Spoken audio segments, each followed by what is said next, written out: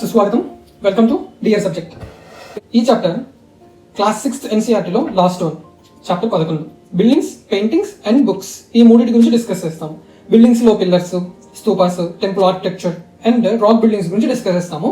పెయింటింగ్స్లో వచ్చేసి అజంతా పెయింటింగ్స్ గురించి, బుక్స్లోకి వచ్చేసి అప్పుడున్న పోయిటరీ, తమిళ సంఘం నుంచి ఇద్దరు, అంటే సంఘం నుంచి కాదు, తమిళ కల్చర్ నుంచి ఇద్దరు, కాళిదాస, ఆర్యభట్ట పురాణాలు రాసిన వాల్మీకి, వ్యాసుల గురించి మనం ఈ చాప్టర్లో డిస్కస్ చేస్తాం. అండ్ మోర్ ఓవర్ బిల్డింగ్స్ పార్ట్కి వచ్చేసి ఇప్పటి వరకు ఏవైతే డిస్కస్ చేసామో దాన్ని ఎన్హాన్స్డ్ పార్ట్ అనమాట. ఓకే, టాపిక్లోకి వెళ్ళిపోదాం.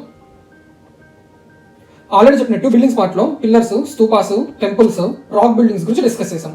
ఆ పిల్లర్స్లో ఏంటంటే ప్రయాగ ప్రశస్తి అని ముందు చాప్టర్లో డిస్కస్ చేసాము. ఏంటది? చంద్రగుప్తుని గురించి చెప్పింది. ఎక్కడుంది? ప్రయాగలో ఉందంటే ఒకప్పుడు అలహాబాద్, ఇప్పుడు ప్రయాగరాజ్ అని పేరు మార్చారు. అది ఏ పిల్లర్ మీద అంటే అశోక్ పిల్లర్ మీద ప్రయాగ ప్రశస్తి చెక్కబడింది. ఇది కాకుండా ఈ టాపిక్లో ఐరన్ పిల్లర్ గురించి మనం చెప్తున్నారు. ఎక్కడున్నది? మెహరౌలి, ఢిల్లీలో ఉంది. ఇది ఏం చెప్తున్నారు? ఇది మెహరౌలి పిల్లర్, మెహరౌలి ఢిల్లీలో ఉంది.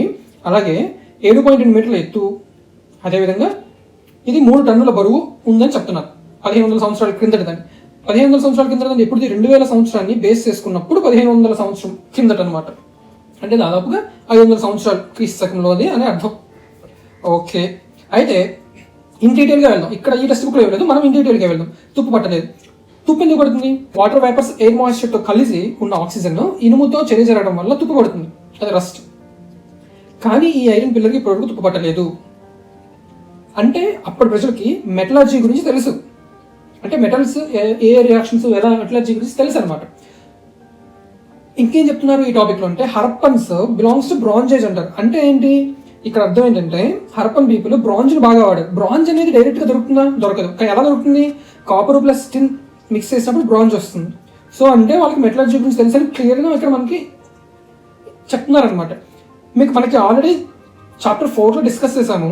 కాపర్ బయట నుంచి తెచ్చుకుంటాం, టిన్ బయట నుంచే వస్తుంది. ఎక్కడి నుంచి అంటే ఈ మ్యాప్ ఆల్రెడీ డిస్కస్ చేసాము మనము ఎర్లియర్ సిటీస్ అనే చాప్టర్లో. ఓమన్ నుంచి మనకి కాపర్ వస్తుంది, అలాగే రాజస్థాన్లో కూడా కాపర్ దొరుకుతుంది. ఆఫ్ఘనిస్తాన్ నుంచి, ఇరాన్ నుంచి మనకి టిన్ వస్తుంది. ఈ ఆఫ్ఘనిస్తాన్, ఇరాన్ నుంచి టిన్ ఎలా వస్తుందంటే 2 పాసెస్ గురించి చెప్పుకున్నాం మనం. ఇక్కడ బోలన్ పాస్ అని ఒకటి, ఖైబర్ పాస్ అనే ఒకటి, అది ఆల్రెడీ డిస్కస్ చేసాం మనం.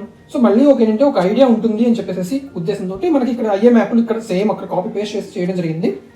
ఓకే, బ్రాంజ్ మనకి మెటలర్జీ గురించి తెలుపుతుంది, హరప్పన్ ఏజ్ గురించి. బ్రాంజ్ దేని నుంచి వస్తుంది? కాపర్ అండ్ టిన్.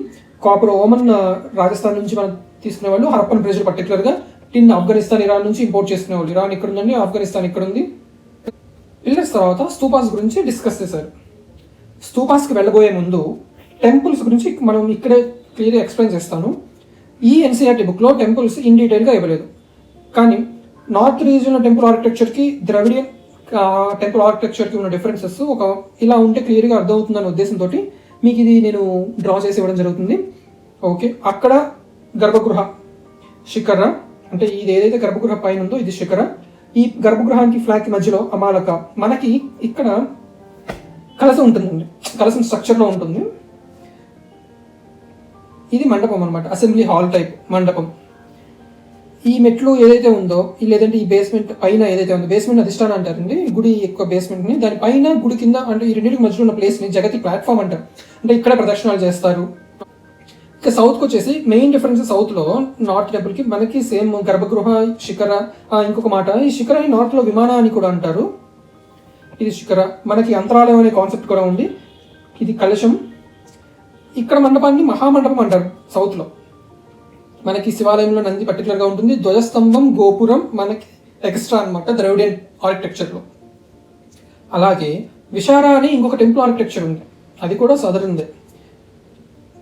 పర్టికులర్గా నార్త్కి సౌత్కి ఉన్న డిఫరెన్సెస్లో ధ్వజస్తంభం, గోపురం, అదేవిధంగా బావి, ఒక బావి అంటూ ఉంటుంది.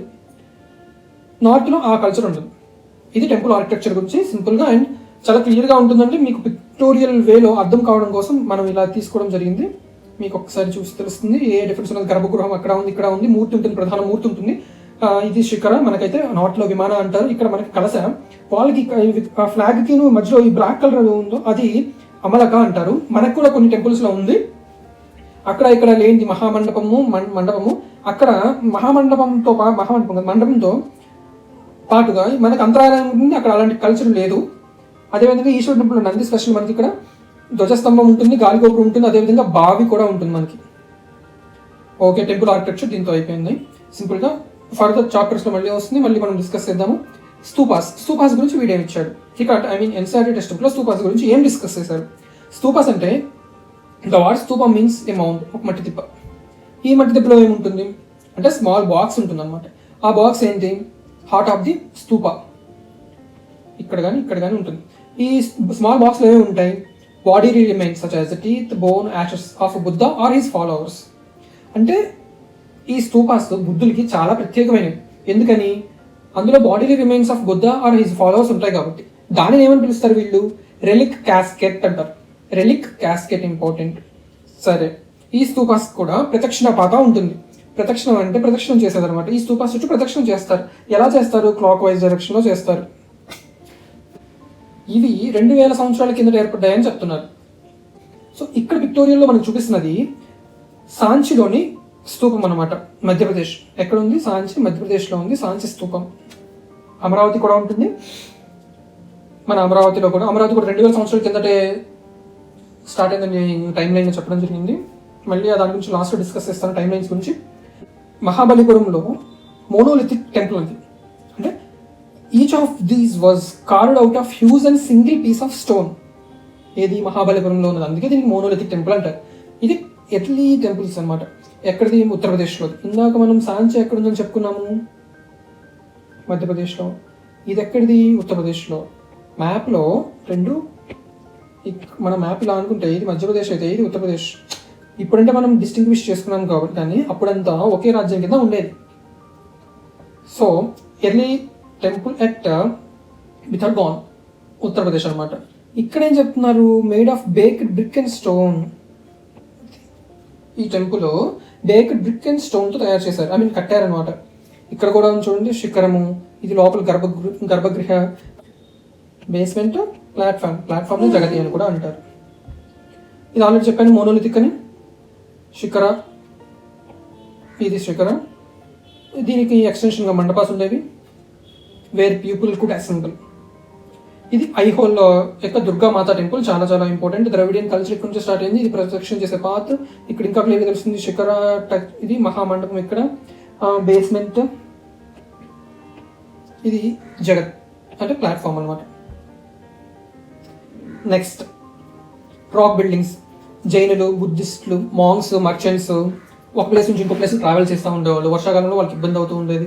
సో అలాంటి ప్లేసెస్లో, అలాంటి టైంలో వాళ్ళు కొండల్ని లేదంటే గుహల్ని ఇలా తొలిచేవాళ్ళు.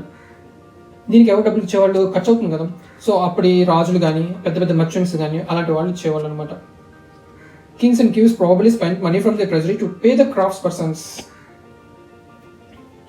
ఇక్కడ ఇంకొకటి చెప్పాలి, అప్పటి సొసైటీలో ఎవరెవరు ఉండేవాళ్ళు అనడానికి ఎగ్జాంపుల్గా వీళ్ళు ఏమి ఇచ్చారంటే కింగ్స్ అండ్ క్వీన్స్ అని రాశారు. ఇంకెవరు ఉంటారు, మర్చెంట్స్ ఉంటారు, ఫార్మర్స్, గార్లాండ్ మేకర్స్, పర్ఫ్యూమర్స్, స్మిత్స్.